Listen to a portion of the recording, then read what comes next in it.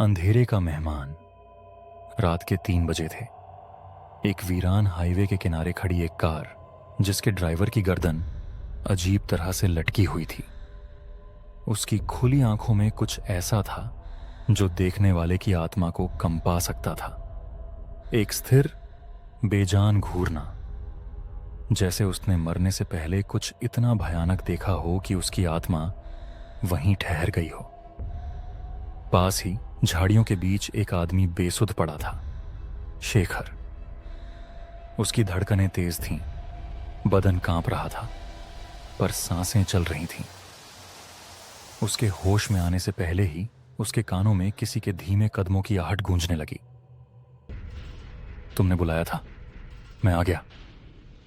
एक गहरी, सर्द आवाज हवा में गूंज उठी। शेखर ने कांपते हुए आंखें खोलीं। घना अंधेरा था।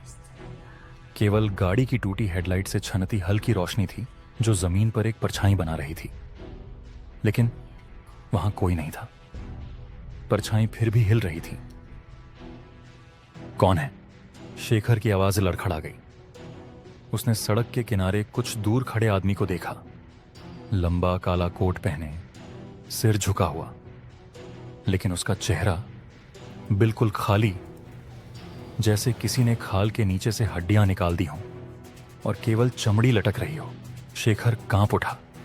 उसे अचानक याद आया कि कुछ घंटे पहले उसने मजाक में एक काला धागा जलाया था, जिसे उसने किसी पुराने खंडहर से उठाया था। वहां दीवार पर कुछ उभरे हुए अक्षर थे जिन्हें वो पढ़ नहीं पाया था।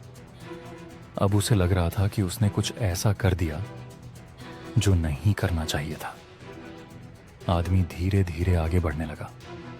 उसके पैरों की आहट नहीं थी, लेकिन परछाई लंबी और भयानक होती जा रही थी। मैं आ गया। शेखर भागने के लिए उठा, लेकिन उसके पैर सुन्न हो चुके थे। वह चीख भी नहीं पाया। आदमी अब उसके ठीक सामने था। उसके चेहरे की चमड़ी हिल रही थी, जैसे कोई अंदर से उसे खोलने की कोशिश कर रहा हो। उसकी आंखें नहीं थीं, सिर्फ गहरे गड्ढे थे जिनमें कुछ रेंग रहा था। शेखर ने पूरी ताकत से पीछे हटने की कोशिश की, लेकिन तभी उसने महसूस किया कि उसके पीछे कोई और खड़ा है। ठंडी सांस उसके कान के पास महसूस हुई। अब यहां से कोई नहीं जाएगा। आवाज उसके ठीक पीछे से आई। शेखर ने चीखने के लिए मुंह खोला, लेकिन कुछ भी नहीं निकला। अगली सुबह पुलिस को वह कार सड़क किनारे खड़ी मिली।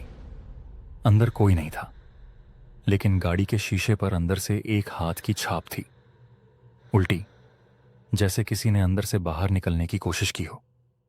और सबसे डरावनी बात, कार की पिछली सीट पर एक पुराना जला हुआ काला धागा पड़ा था, जैसे किसी ने जानबूझकर उसे वहां रखा हो।